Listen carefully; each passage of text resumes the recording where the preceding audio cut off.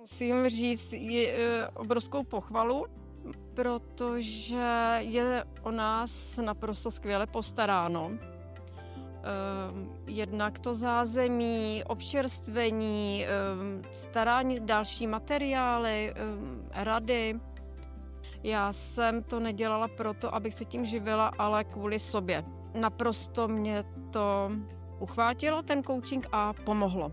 Pomohlo v osobním životě i v nastavení svého já, že jsem se začala víc věřit. Začala jsem si vážit sebe sama, začala jsem se mít ráda a tím jsem zjistila, že vlastně toto dokážu předat i ostatním lidem a zjistila jsem, že mohu i pomáhat dalším lidem. Mně to pomohlo nastartovat můj život osobní.